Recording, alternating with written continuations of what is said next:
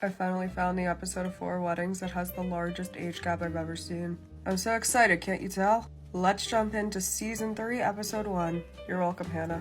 First up, we got 26-year-old Kitty.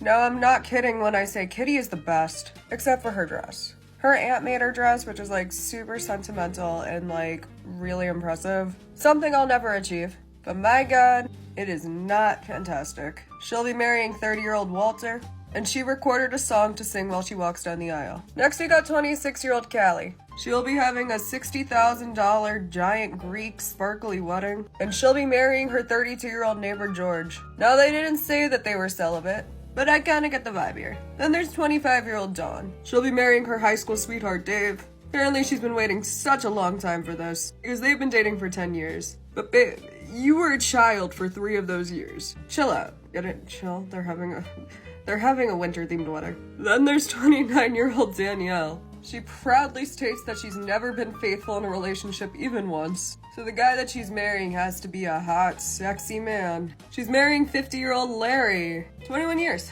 21-year age gap.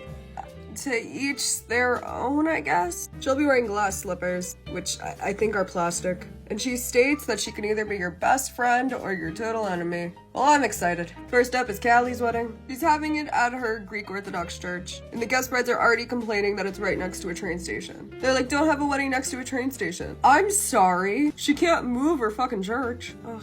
Greek churches are so pretty. So, surprise, surprise, the whole ceremony's in Greek. But the guest brides don't speak Greek, unfortunately. But Danielle's sitting there rolling her fucking eyes. The whole ceremony, she's doing this. Like, girl, just suck it up and count something on the wall, okay? Do what we all do. And then the train goes by and she keeps making these dramatic faces, and then starts counting them. I mean, count it, but like, keep it to yourself. Granted, if you were gonna have your whole ceremony in Greek and have people there who don't know the traditions, you should have like a guide to it. Just me? Okay. So the ceremony was in Astoria, New York, and the reception's in New Rochelle. If you're not from New York, that's about a half-an-hour drive, without traffic. So they get to the cocktail hour. If you're vegan, skip ahead for like a couple seconds. They see this. Ew. Then the lobster bisque comes out with this little guy sticking out, and Danielle is putting on the fucking dramatics. Dawn and Danielle are being so obnoxious. Kitty's like, hey, calm down. So Kitty has an ounce of respect in her body, so she eats the lobster bisque and enjoys it, which is what you should do. Then dinner comes, and it's fine. She gets 7s and a 6. Now it's time for Kitty's wedding. 420 guests. Blaze it. Did I mention it's a Sunday evening wedding? This shit's starting at like 7. So she walks down the aisle to her song. It's really sweet. Her groom starts crying. Then we get the classic, oh, they look so in love. Again, it's a wedding, so I really hope that they don't hate each other. Whoa. Those are some calcium cannons. They get to the cocktail hour, and it's a little disappointing because they keep running out of food because they have 420 guests and not enough food for them. And the room is huge. So she does the bouquet toss, and Danielle catches it despite not being single. But with her history of cheating, I mean, this is kind of on brand for her. So they're like, meet your worst nightmare. And this man comes out and does the whole thing in a very uncomfortable way. It's 11 o'clock, and finally dinner is served. It looks so bland. So bland. After dinner, they realize something. Their entire table left before dinner, because it's 11 o'clock on a Sunday, and she gets pretty goddamn low scores. I think we may have cemented this as the last place wedding. So now it's time for Danielle's wedding.